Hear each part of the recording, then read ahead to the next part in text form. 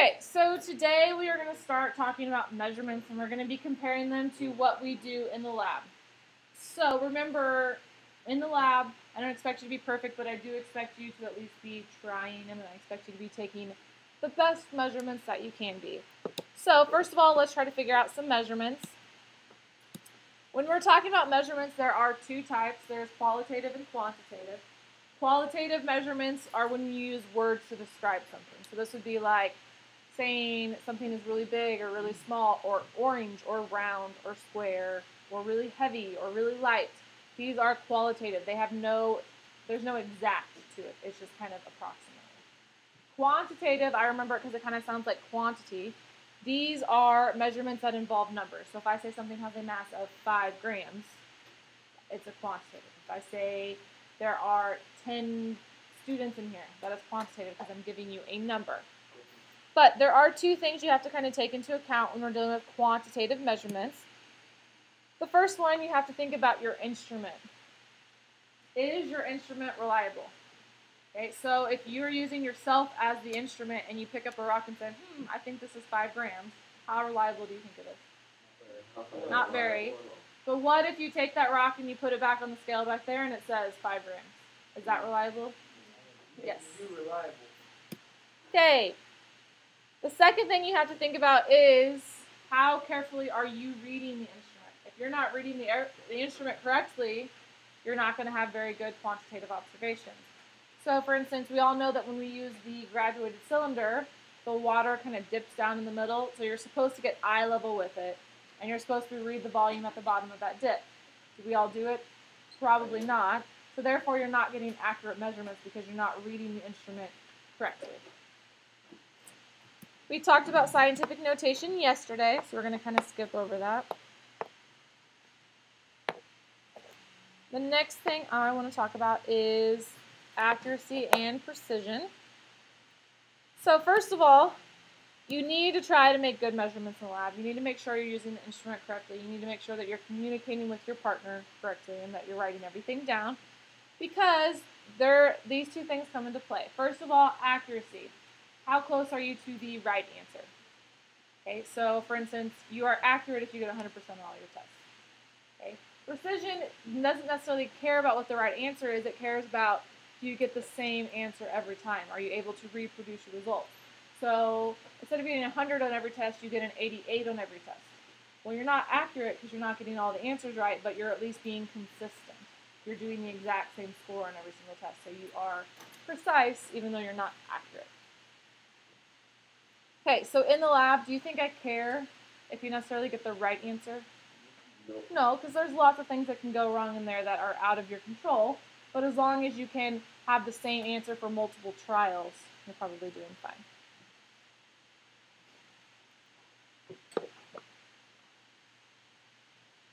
Okay, so here is nice, pretty pictures for you. We have an archer. This is his first day out. He does 3 arrows. One is in the white, one is in the yellow, and one is in the blue. So is he accurate or precise? Neither. He did not get the right answer, nor did he get them all in the same circle. He has 3 completely different answers, and none of them are right. He goes home and he practices a little bit. He comes back the next day and he still doesn't get the right answer, but he gets them all in the same circle, so he is precise, not accurate. So he goes home again and practices some more and comes back the next day and does this. He got the right answer all 3 times, so he is precise and accurate. But like I said in the lab, are you going to get the right answer every single time? No. No, so we have something called error, okay, and you need to learn how to calculate it. It's just like, you guys know how to calculate your percent on a test, right? Basically, you're doing the same thing. When you try to figure out your percent on a test, you take the number you got and divide it by the total, right? To find the percent error, you take the number you got wrong and divide it by the total. So it's the same math, different step. So in order to do the math, we have to think of these 2 definitions. So the first one is something called an accepted value. This is what the right answer should be. So oftentimes this is looked up. If we're doing density, you might look up the density in a textbook. If we're doing molar mass, you'll get it off the periodic table. These are things that will stay the same. Okay? Experimental value is, in a few weeks, we're actually going to be doing something determining the average atomic mass. So we're going to go in the lab and we're going to figure out the average atomic mass of an ion, and then we're going to compare it to the periodic table, and you're probably not going to get the same answer. So what you got in the lab is your experimental value. What the answer should be is the accepted value.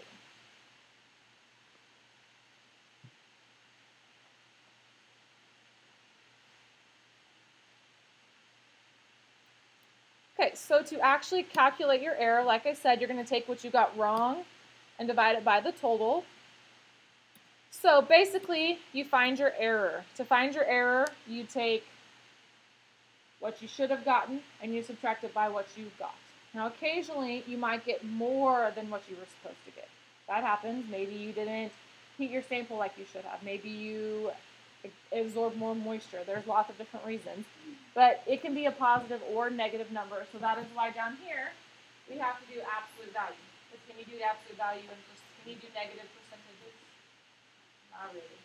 So you have to do absolute value and then you divide it by what you should have gotten. So again, you got an 80% on the test. You're telling me you got 80% of the answers correct, right? So what is your percent error? 20%.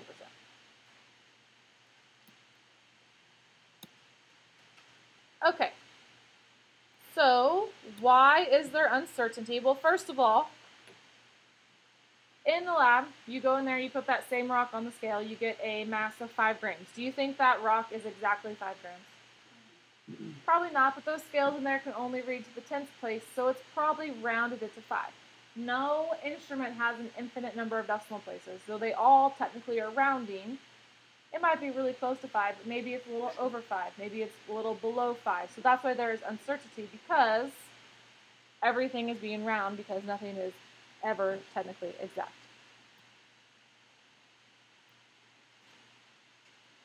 Okay, this leads us to significant figures.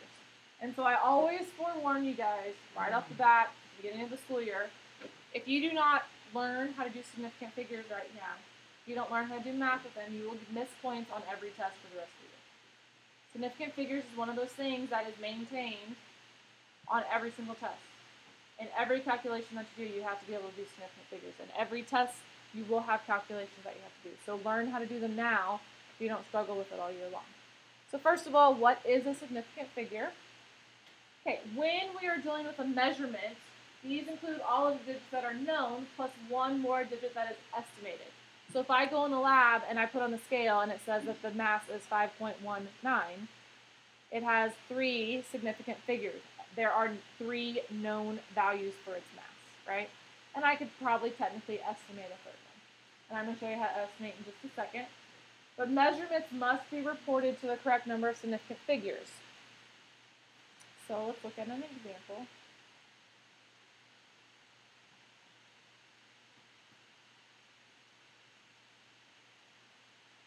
So here's an example. We have a block of wood, and we have 3 different instruments that we are going to try to measure it with.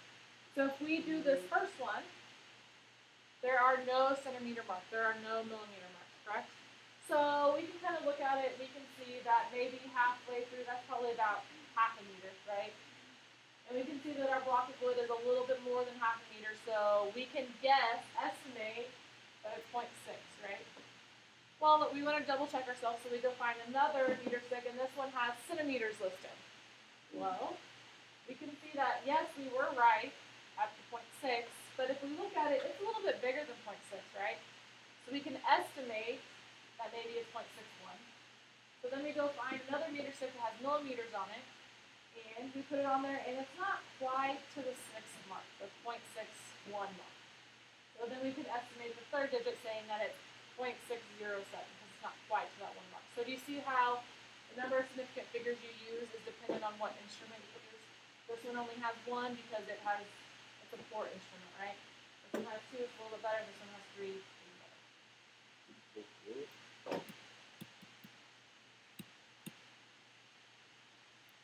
Okay, so there are 4 rules when counting significant figures. The first rule is the easiest. It says that non-zero numbers, so in other words, 1 through 9, are always significant.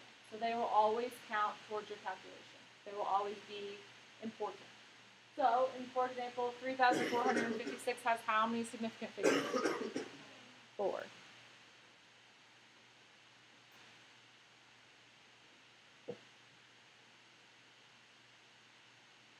Okay, the second rule says leading zeros do not count as significant zeros. So, a leading zero is any zero that is before a number. So here we have 0.0486. Both of those zeros are before a number. So those are all leading zeros, so those are never significant. So how many significant figures do we have here? 3. The third rule says captive zeros, I actually like to call them sandwich zeros. Sandwich zeros always count as significant figures. A sandwich zero is a zero between two numbers. So here we have 16.07. That 0 is sandwiched between the 6 and the 7, so therefore it is significant, so we have 4. And then the last rule is the rule that's kind of iffy. Most of us are good with the first 3 rules, but it's this rule because it's not an always or never. It's a but. Okay, so trailing zeros are only significant if there is a decimal. A trailing zero is any zero that's after a number. It doesn't matter if it's before a decimal or after a decimal, but as long as there is a decimal present, it is significant. So here we have 9.300. Those are trailing, right? Is there a decimal? Yes. So how many significant figures? 4. But what about if I had 9,300? There's only 2. What if I go like this? If I add a decimal, how many significant figures do I have now? 4. So it seems kind of crazy. For some reason, that's hard for us to understand. When I add a decimal place, it changes it from 2 significant figures to 4. But another way to think about it is, if I tell you that if I give you this number, I'm telling you that this is a rounded number. It could be 9347. It could be 9288. With no decimal here, I'm telling you that we not only rounded to the tens place, we rounded to the hundredth place. So, do you think this was a very accurate instrument? No, but if I add a period right here, if I add that decimal place right back, I'm telling you that it was exactly 9,300 meters or whatever. So just that little decimal communicates a lot of information, doesn't it? Okay, there are 2 situations in which significant figures are unlimited. The first one is a counted item. So if I sit here and count you guys, I think there's probably 20 of you in here. Probably, I think 21 actually. There's 21 students in here right now. Does it matter if I write 21 or 21.0 or 21.00 or 21.000? No, it just takes up space, it takes up time. There are 21 of you. Counting is an exact form of measurement, right? I'm pretty sure I can't have half of a person in here, or I wouldn't want half of a person in here, right? So counted numbers have an infinite number. They are not going to affect your answer. The second thing is something called an exactly defined quantity. These are like your conversion factors. So when I tell you that there are 1,000 milliliters in a liter, those don't have significant figures because that's an exact counted thing. If I say there are 60 minutes in an hour, again, it's an exact measured thing that is understood to be constant.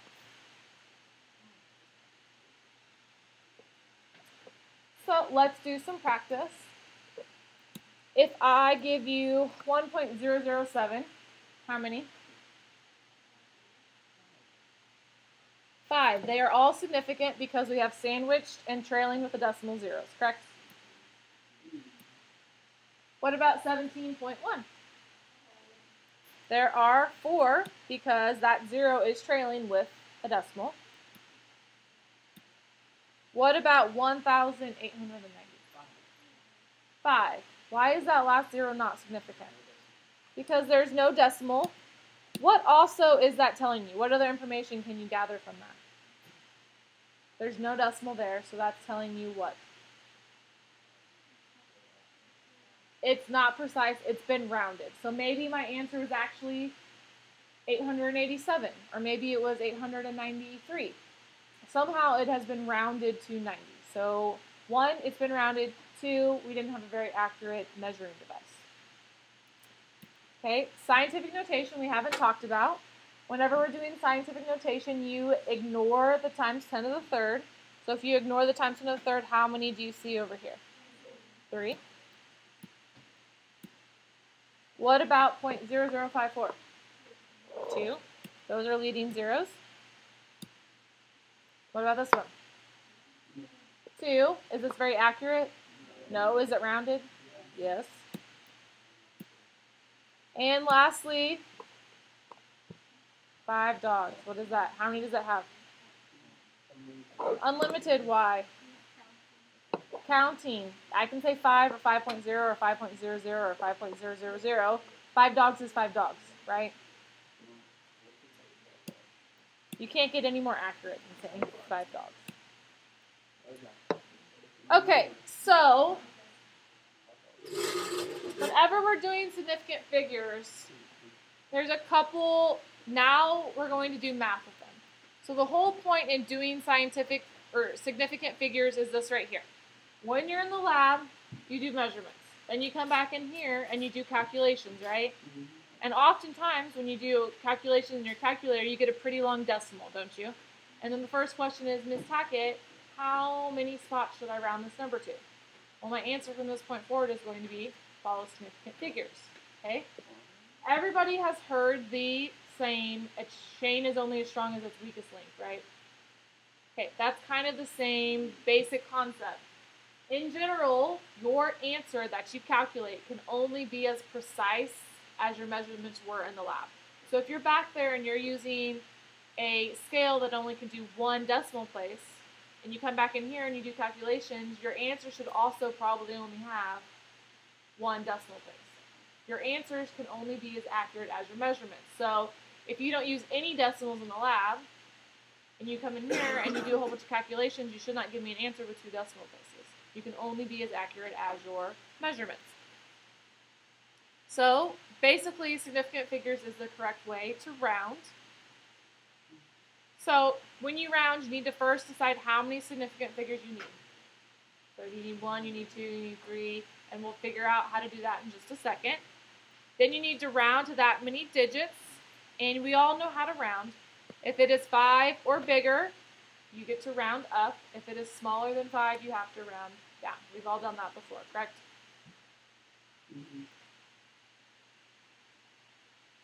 So let's do a few examples. Here we have 314.721 meters, and I want to round to 4 significant figures. That means I get to keep those spots, correct? I look at my 2. Is my 2 going to round my 7 up or keep it the same? Same, so my answer is going to be 314.7. This one, the second option only gets to have 2, which means I can keep the 0.0017. So is that 7 going to round this up to an 8 or keep it the same? 8. C, I get to keep 2. So I get to keep these 2 spots. Is this going to round this up to an 8 or keep it a 7? 8. So my answer here is going to be 8,800 because 1, we rounded it, and 2, we probably weren't taking very accurate measurements, right?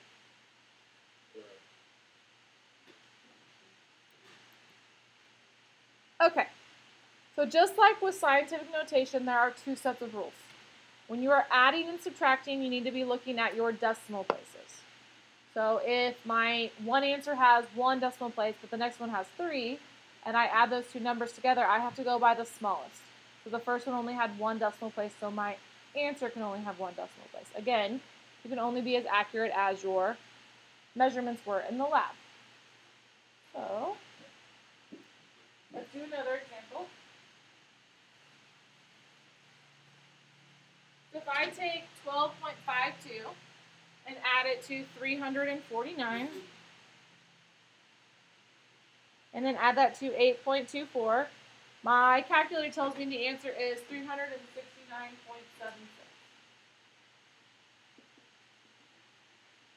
Okay. Is that the answer you should submit on a test? No, because this is saying that all of my measurements were as accurate as the hundredth place. Is that true? No, so so I need to round, showing it that we only did to the 10th place. So how would I round this to the 10th place? You round this to 8.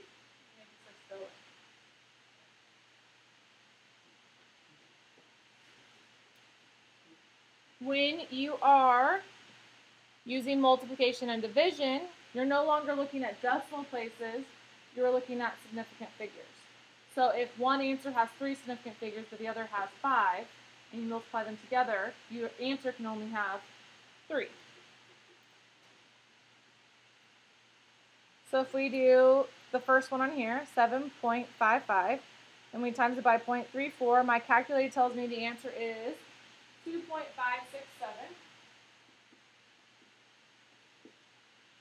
Okay, that has 4 significant figures. Did any of our measurements have 4 significant figures?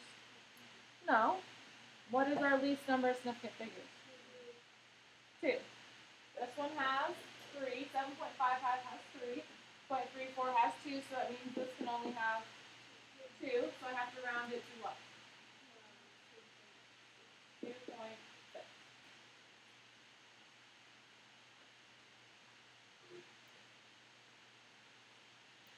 So let's do a few practices just to make sure we remember the rules. So if I put 3.24 times 7 in my calculator is going to tell me the answer is 22.68. Okay, well, we're multiplying, so what set of rules am I supposed to be following? Significant figures. How many significant figures does 3.24 have? 3. How many does 7 have? 2, because that's trailing with the decimal. So what's smaller, 3 or 2? 2. So that means I have to round 22.68 to 2 significant figures, so it's going to be what? 23. Okay, so if I take 100 and divide it by 23.7, my calculator tells me the answer is 4.219409283. Okay, so how do I round that? Well, 23.7 has 3 significant figures, whereas 100 has 4. So what's smaller, 4 or 3? 3, so I need to round to the hundredths place. So how do I round 4.21? The 9 is bigger than 5, so you're going to round it to 4.22. Let's do one more. If I take 0.02 and times it by 2.371, my calculator is going to tell me the answer is 0.04742. How many significant figures do I get to keep? How many significant figures are right here? 1. Leading zeros are never significant. So the only significant figure here is the 2, which means I have to round this to what? 0.05. So let's do a few examples with addition and subtraction to make sure we remember those rules. So if I take 3.24 and I add it to 7, my calculator is going to tell me it's 10.24. How many decimal places do I get to keep this time around? 7 only has 1, right? This time, when you're adding and subtracting, you're counting decimal places, not significant figures. So how many decimal places does 3.24 have? 2. What about 7? So that means I have to round this to the 10th spot, so my answer should be 10.2. If I take 100 minus 23.73, my calculator tells me 76.27. So this has 1 decimal place, this one has 2, so how many do I get to keep? 1. My answer is 76.3. Okay, if I take 0.02 and add it to 2.371, the calculator spits out that. How many decimal places do I get to keep? 2. So then 2.39. You guys kind of starting to see the pattern here? Okay, it seems easy or hard. Sometimes this is really hard, sometimes this is easy, but you need to learn the rules or you're going to get points counted off on every test, okay? So for the next 5 minutes, I have put some practice problems on the website that I would like for you guys to attempt